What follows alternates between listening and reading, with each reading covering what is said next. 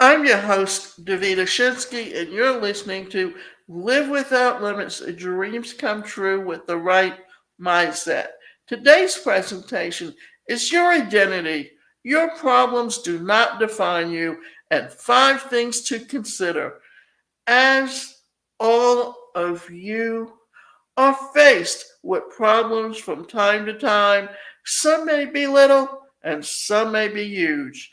In fact, it's likely you have faced plenty already along your life journey, regardless of how you've dealt with them in the past. You have an opportunity to view future problems or circumstances in a different, better way without letting them become your identity.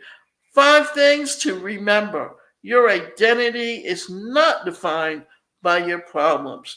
Defining yourself. Years ago, I used to define myself largely by the problems I faced in life. I had a victim mentality. Problems would arise, and I think that figures. This always happens to me. I got into the habit of letting tough circumstances define me. So, what about you? What do you do when your problems arise? Do you tend to fully identify with it and feel like a victim? Or do you take time to step back and assess the situation? The second scenario empowers you. You, you see, you get to look at the situation as an opportunity for growth rather than just let it overtake you. Who are you at the core? The key here is to get to know who you are at your core, underneath the problem, struggle, weakness, pain. Build yourself up. For example, if your career aspirations have been thwarted by setback after setback, you may be tempted to think, I'm a failure. However, this is not true. Your identity is not the issue. Your problem is not your identity. The problem is simply a prop that you can use as a springboard to learn some valuable lessons about yourself, others, in life.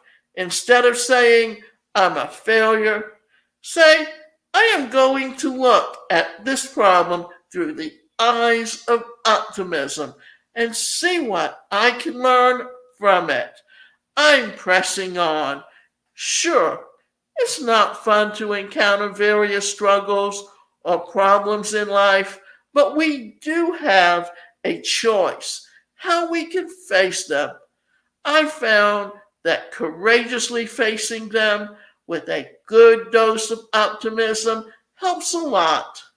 Don't see yourself through the lens of a problem, whether it's anxiety, depression, a bad habit, poor relationship, lack of finances, and so on. Refuse to identify and see yourself from the lens of your struggle. Watch your mindset and monitor your thought life. What kind of thoughts are running amok in your mind when you're knee deep in problems? Are you predominantly negative or positive? Are you identifying yourself with negative thoughts? I'm weak. I'm a loser. And I'm an idiot. If so, remind yourself that you are not your struggle. You are not your thoughts. And you're not your feelings. You, your identity is outside your struggle. Say the following often: I am strength. I am wisdom. I am courage. I am potential. When you go on assorting your struggle or problems with your identity, you may find yourself quite sad or depressed. You may feel like giving up, and I understand because I've been there. However, when you're doing this, you're wearing the wrong set of glasses. Take off those I am struggle glasses and put on I do not let struggle define me glasses. As you do, you'll immediately feel more empowered and able to tackle any adversity from the core strength of who you are. Build yourself up consistently. This way, when problems come at you, you're more able to face them with wisdom and insight as your shield and negative, or rather to navigate around from them successfully. So keep in mind that it may take some practice. Feed your mind inspiring, positive things. You may want to start listening to or watching positive talks or videos regularly. The mind can be tricky. If you ignore it regularly, it tends to gravitate towards the negative. Have you ever noticed that? If you talk to personal development experts, they'll tell you that you might nourish the mind consistently with positive things in order to remain optimistic. So start searching YouTube for inspirational videos and listen to them regularly. You'll feel a difference. Are you facing a problem now? Are you struggling with something right now? Are you frustrated? Are you experiencing a setback? Is depression ruling your life?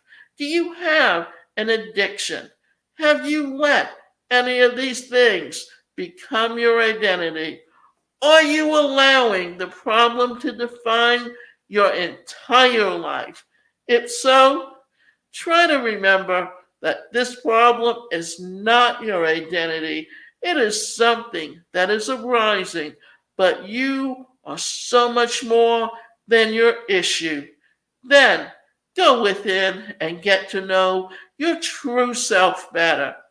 Start building yourself up, identifying with your core, true nature, which is pretty amazing. Try different things to see what works for you. Some people like to read, while others enjoy watching educational videos. Still others reach out for professional help from a counselor or coach. The reality is that setbacks and problems may shape us, but they certainly don't have to define us.